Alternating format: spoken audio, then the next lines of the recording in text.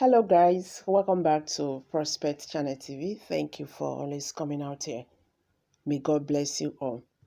I believe by now AGF Abubakar Malami should be confused. Yes, with the happenings and all that, and with his action, because I don't know how he's going to win this case. I don't know whether the Supreme Court is going to manufacture different judgments apart from the appeal court judgment. I don't know whether they are going to, delete the fact that Nnamdi Kanu was rendition from Kenya to Nigeria. Nnamdi Kanu was tortured. I don't know how they are going to do those things that will make the federal government of Nigeria, win this case. Or we're talking about how a house was invaded in Abia State. Okay, no more here, Afuruku, Ibuku. Don't know how Nigerian government is going to, clear those records that the courts are actually using it to hold them down concerning this Nnamdi Kanu's case. Record that on the 13th of October, appeal court discharged and acquitted Nnamdi Kanu. They even discharged all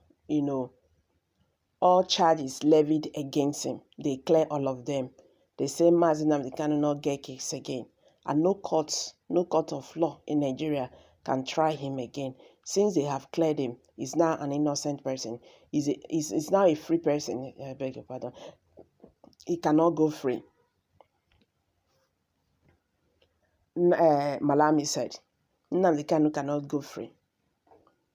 That he's yet to conclude his own plan concerning him. But you see, you dey plan, God dey expose you. You dey plan, God dey expose you. That means you are nothing before God. Nnamdi Kanu, the imprisoned leader of the indigenous people of Biafra, IPOB, has petitioned the Supreme Court to order the Muhammadu Buhari-led federal government to release him in accordance with the Court of Appeals October 13th decision discharging him. According to Track News, the IPOB leader's request is contained in the 3-ground notice of cross-appeal he filed in the federal government appeal, which challenges the appeal court's October 13th judgment freeing him. The pro-Biafran activist requested that Nigerian Supreme Court overturn the appeal court decisions as it relates to issues 2, 3, and 5 formulated before the court. Nnamdi Kanu's lawyer also requested that the Supreme Court order the Buhari administration to release him from the custody of the Department of State Services (DSS), where he has been held since June 26, 2021. He filed a notice of appeal asking the Supreme Court to overturn the Court of Appeals October 28th ruling, which states the execution of its October 13th judgment. Nnamdi Kanu argued in Ground 1 that the appeal court held in law when it stated that the main purpose of a discharge is to give the accused person a notice of the case against him, and that is why the law is that an omission in a charge will only be fatal if it does not put an accused person on proper and sufficient notice of the case against him to enable him to prepare adequately for his defense.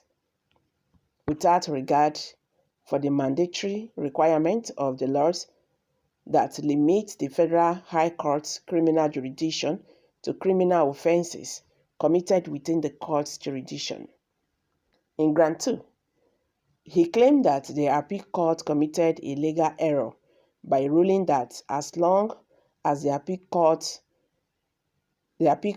against the prosecution of IPOB has not been determined, the order of the prosecution is still valid and sustaining, resulting in a miscarriage justice. In Ground 2, he claimed that the appeal court committed a large error by ruling that as long as the appeal court the prescription of IPOB has not been determined, the order of prescription is still valid and subsisting, resulting in a miscarriage of justice.